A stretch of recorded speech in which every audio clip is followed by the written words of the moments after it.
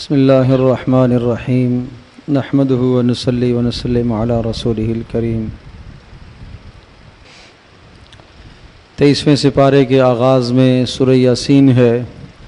سورہ یاسین وہ سورہ مبارکہ ہے کہ جس کے متعلق نبی پاک صلی اللہ تعالی علیہ وسلم نے یہ ارشاد فرمایا کہ یہ قرآن مجید کا دل ہے، یعنی قرآن مجید کا خلاصہ ہے۔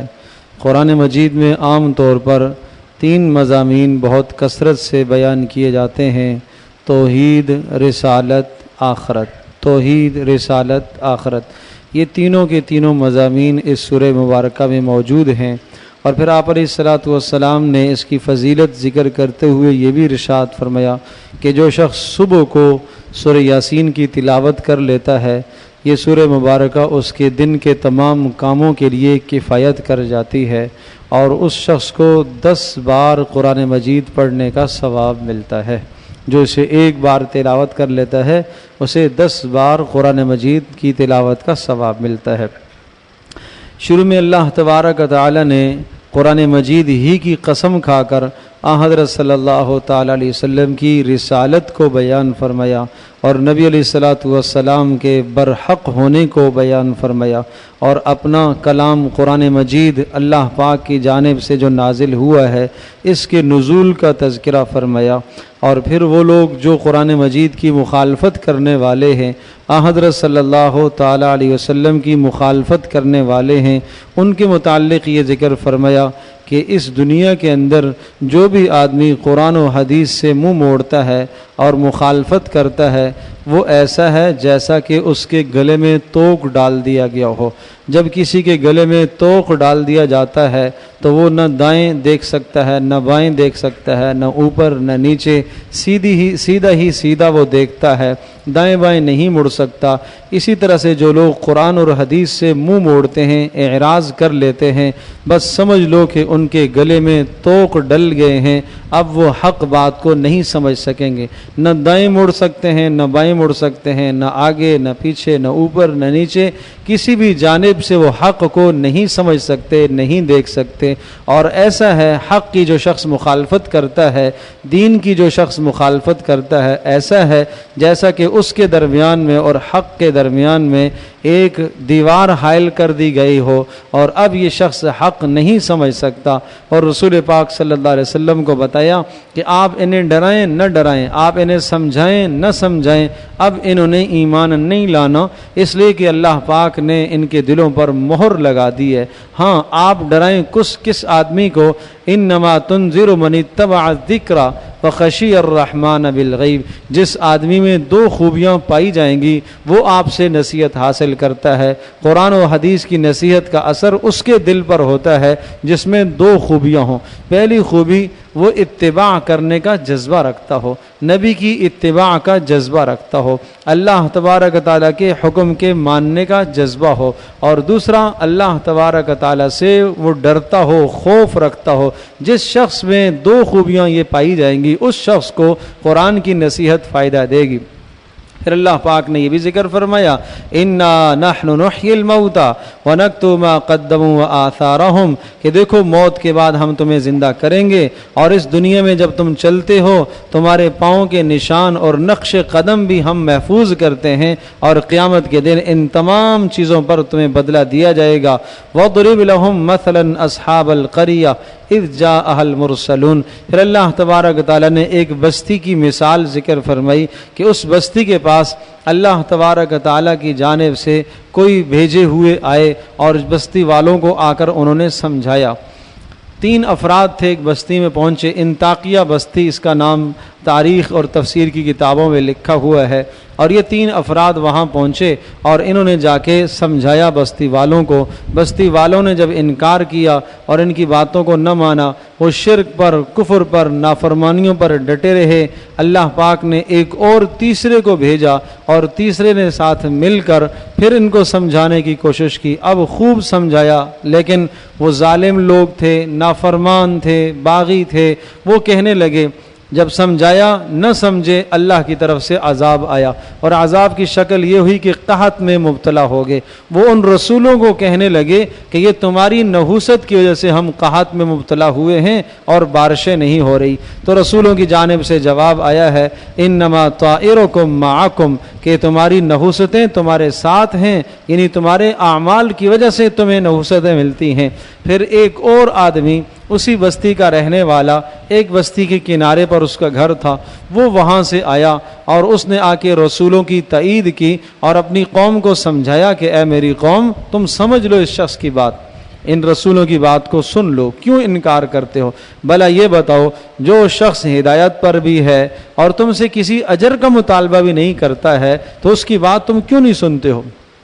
یہ جو تمہارے پاس رسول آئے ہیں، اتبعوا من لا یسألکم اجرا، اجر کا مطالبہ بھی نہیں کرتے، تم سے مال نہیں مانگتے، تم سے سرمایہ نہیں مانگتے، تم سے دنیا کا کوئی مفاد نہیں چاہتے، محض اللہ کی رضا کے لیے تمہیں دین کی بات سمجھاتے ہیں تو کیوں نہیں سنتے ہو؟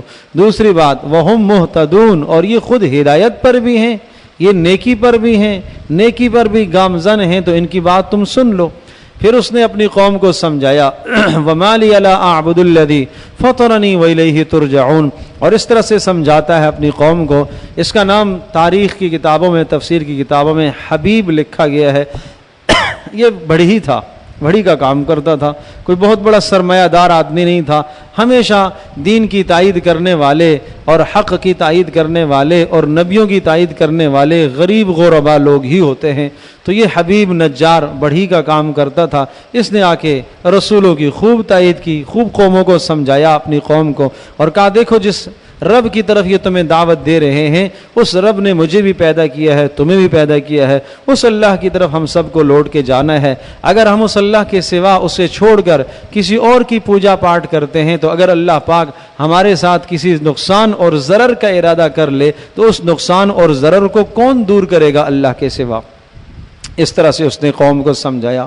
ظالموں نے اسے قتل کر دیا، مار دیا۔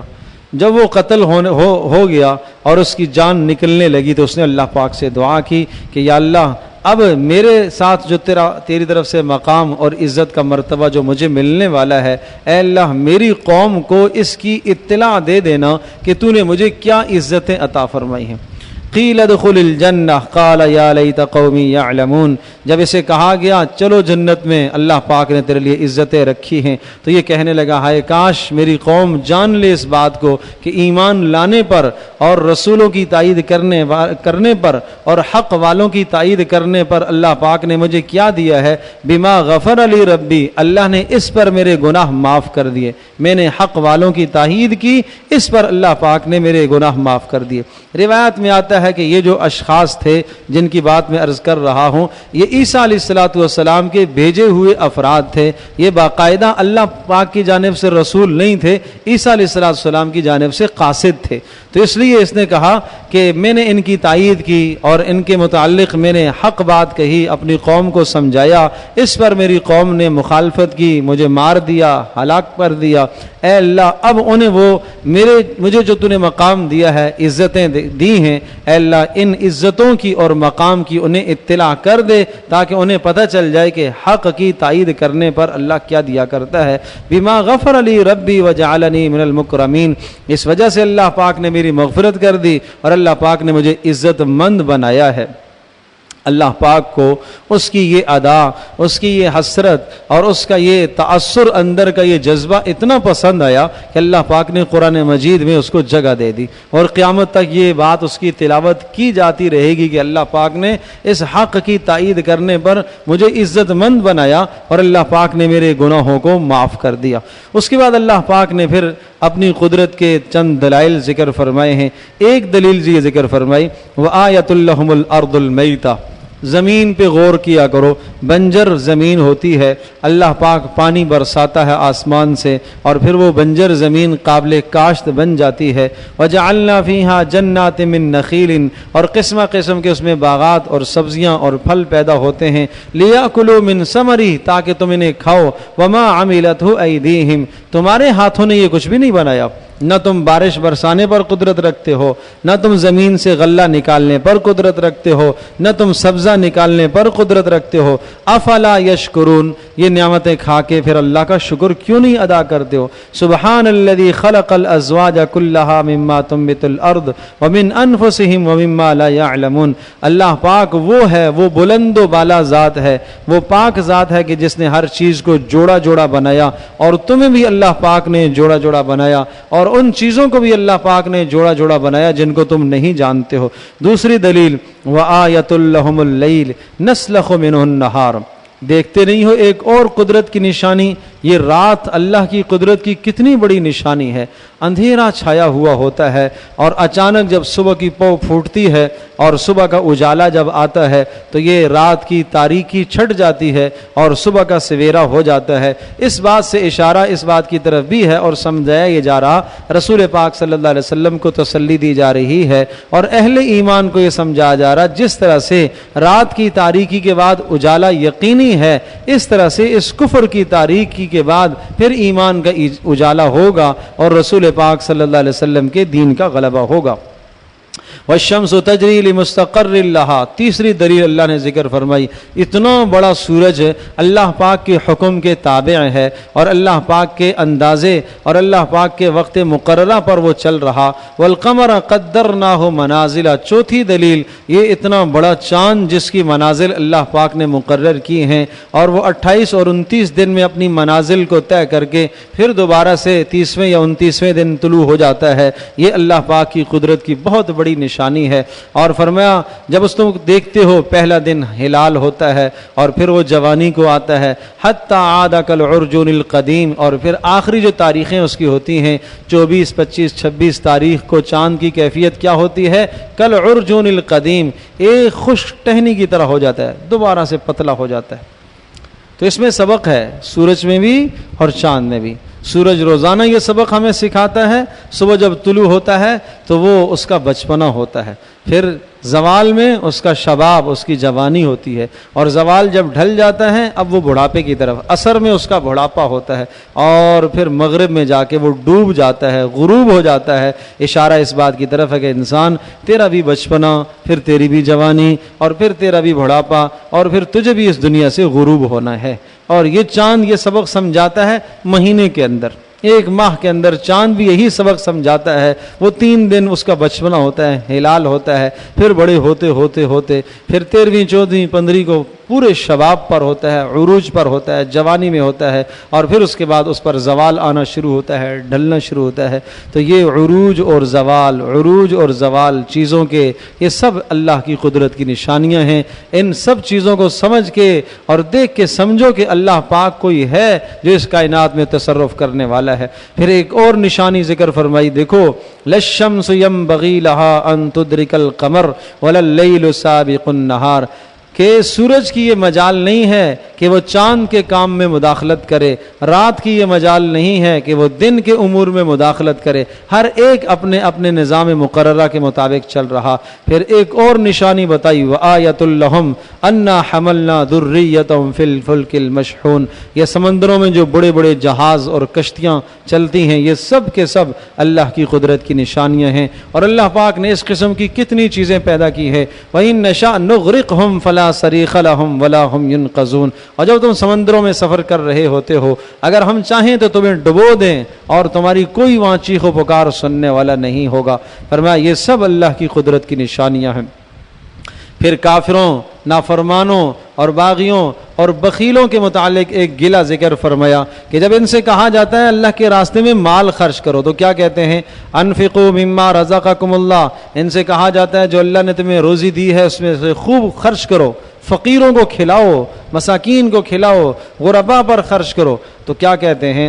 انطعم من لو یشاء اللہ اطعمہ، جن کو اللہ پاک نہیں کھلانا چاہتا انہیں ہم کیوں کھلائیں؟ وہ تو فقیر ہے، اسے اللہ نہیں کھلانا چاہتا، وہ غریب ہے، مسکین ہے، اسے اللہ نے جو مسکین اور فقیر رکھا ہے ہم اسے کیوں کھلائیں؟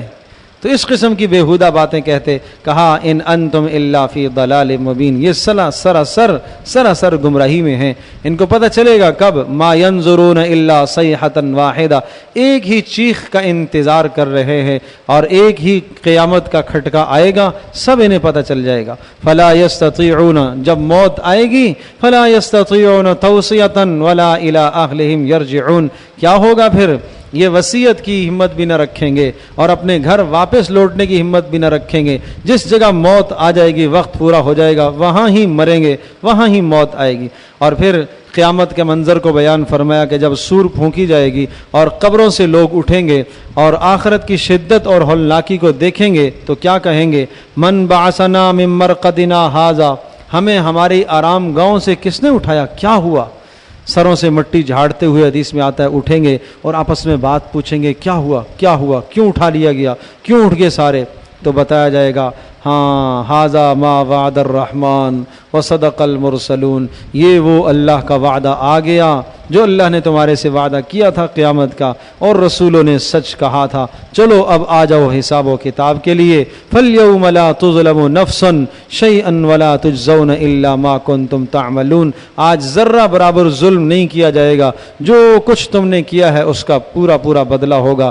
جنت والے، نیک اعمال والے، وہ تو لطف اور مزے میں ہوں گے، اور نافرمانوں کو اللہ پاک جمع کرے گا.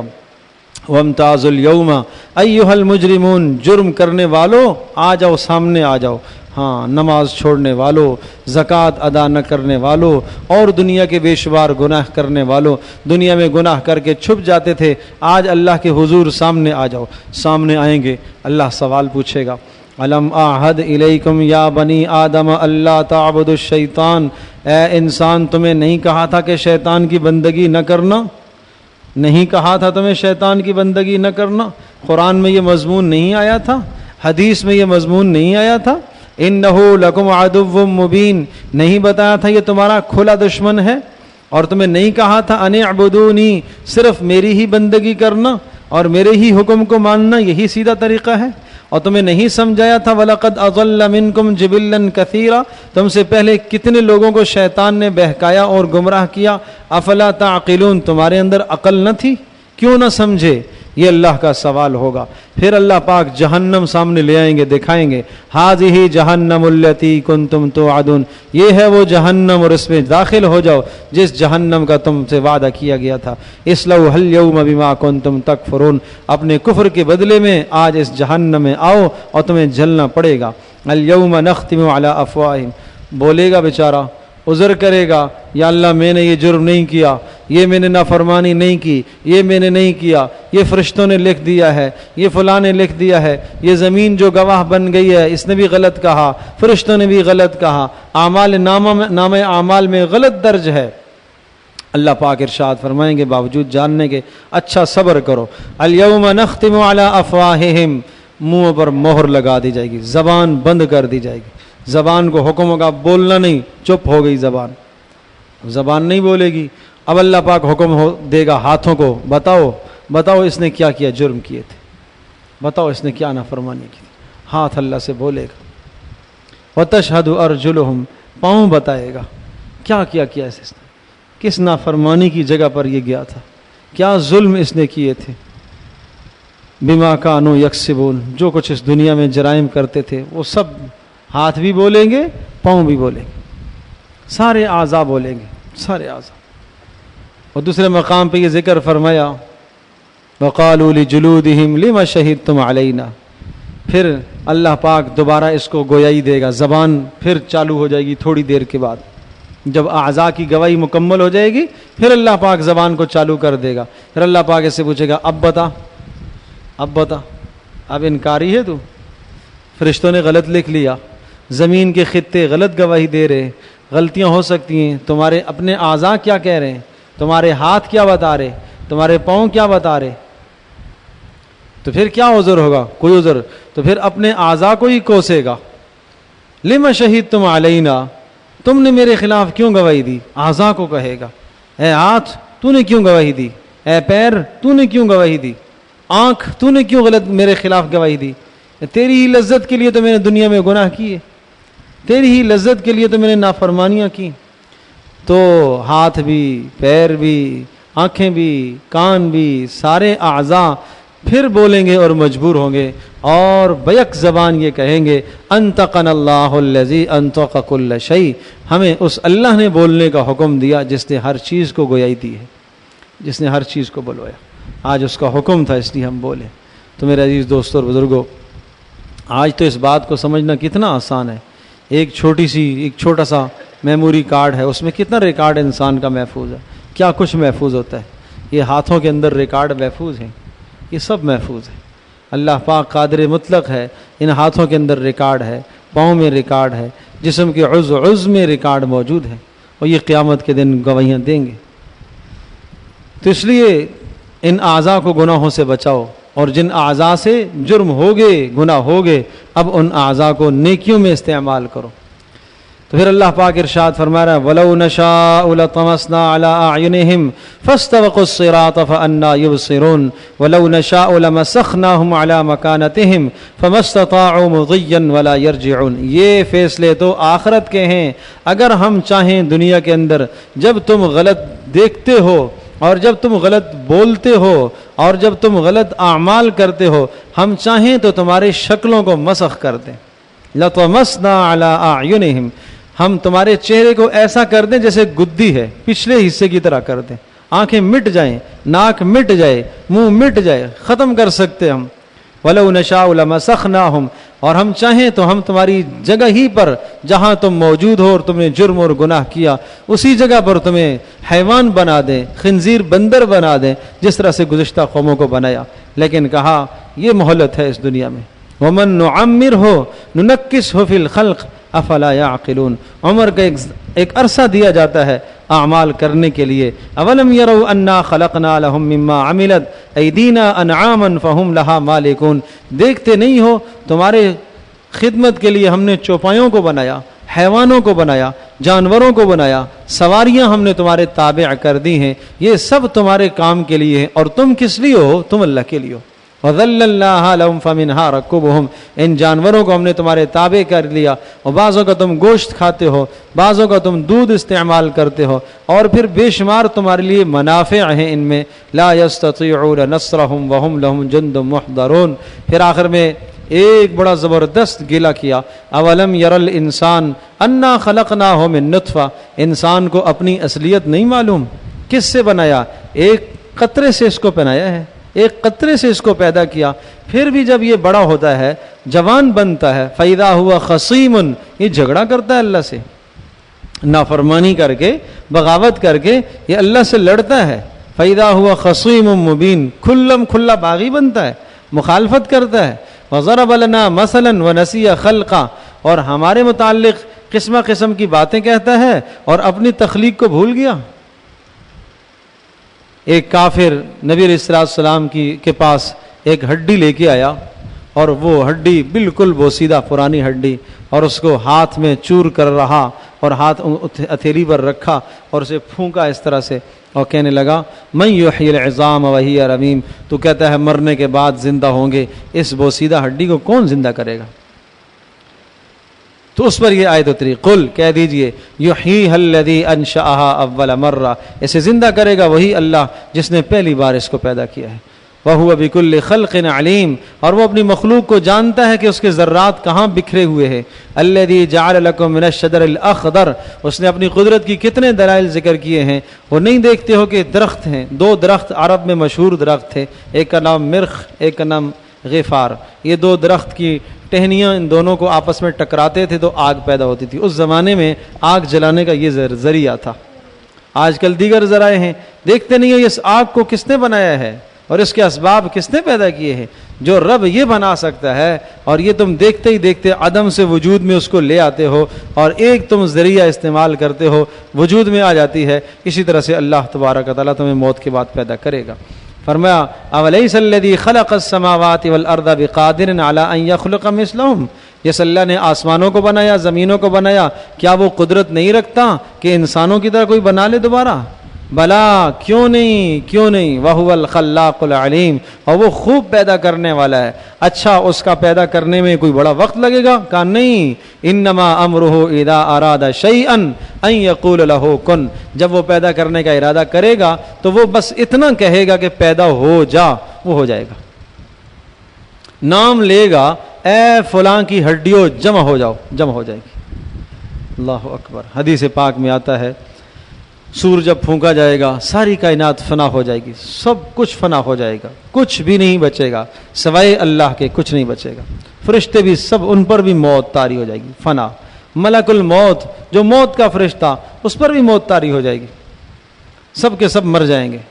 اور پھر دوبارہ اللہ پاک اسرافیل علیہ السلام کو زندہ کریں گے، دوبارہ موت ان پر طاری ہو چکی ہوگی، اپنے امر کن سے اللہ اس کو زندہ کرے گا، اور پھر ان سے کہیں گے دوبارہ سور پھونکو۔ دوبارہ جب سور پھونکی جائے گی اور اسرافیل یہ آواز لگائیں گے، اے بوسیدہ ہڈیوں قبروں سے نکلو اور اللہ کے حضور جمع ہو جاؤ سارے۔ بس یہ آواز اور یہ پکار ہوگی کہ اس طرح سے حدیث پاک میں آتا ہے زمین سے نکلیں گے جیسا کہ بارش کے بعد سبزہ نکلتا ہے، نباتات اگتے، اس طرح سے اگنا شروع ہو جائیں گے۔ کوئی زمین میں 4 انگل کے برابر جگہ نہیں ہوگی جہاں سے کوئی آدمی نہ نکلے، اس طرح سے اوپر نکلیں گے اور سب دیکھیں گے دائیں بائیں کیا ہو گیا، کیا ہو گیا۔ حساب و کتاب ہے، سب کے سب ننگے ہوں گے، عجیب، سب کے سب ننگے۔ نبی علیہ السلام نے ارشاد فرمایا سب، کسی کے جسم پر کوئی کپڑا نہیں ہوگا، اس طرح سے تم میدان محشر میں لائے جاؤ گے جس طرح سے تم پیدا کیے گئے تھے۔ پھر اس کے بعد کپڑے پہنائے جائیں گے۔ حضرت عائشہ رضی اللہ تعالیٰ عنہ نے ارشاد فرمایا اللہ کے رسول کوئی دیکھے گا نہیں۔ کہا عائشہ کس کو فرصت ہوگی؟ ایسی ہولناکی اور شدت ہوگی کسی کو احساس ہی نہیں ہوگا ننگے پن کا، کسی کو ننگے پن کا احساس ہی نہیں ہوگا۔ اور پھر اس کے بعد کپڑے پہنائے جائیں گے اور میدان محشر میں جمع ہوں گے، اب آ جاؤ اللہ کے حضور حساب و کتاب دو۔ وَنَضَعُ الْمَوَازِينَ الْقِسْطَ لِيَوْمِ الْقِيَامَةِ، اللہ پاک کی ترازو، اللہ پاک ترازو اتارے گا، ترازو قائم کی جائے گی۔ ہاں، مسلمانوں کے اعمال تولے جائیں گے، کافروں کے اعمال نہیں تولے جائیں گے، سیدھے جہنم میں جائیں گے۔ مسلمانوں کے اعمال تولے جائیں گے، ایک ایک پائی کا، ایک ایک رتی کا، ایک ایک ذرے کا حساب ہوگا۔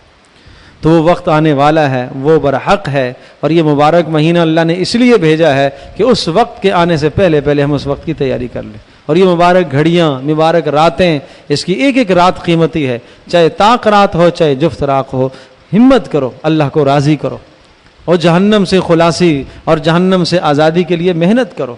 رسول پاک صلی اللہ علیہ وسلم نے ارشاد فرمایا ان الجنت لا ینام طالبها، جنت کا طالب نہیں سویا کرتا، وان النار لا ینام حاربها، اور جہنم سے ڈرنے والا وہ نہیں سوتا، وہ راتوں کو اٹھ کے جاگتا ہے، وہ اللہ سے مانگتا ہے۔ تو یہ وقت ہے اور یہ مبارک گھڑیاں، ان کو قیمتی بنائیے۔ اللہ تبارک تعالی ہم سب کے لیے عمل کرنا آسان فرمائے۔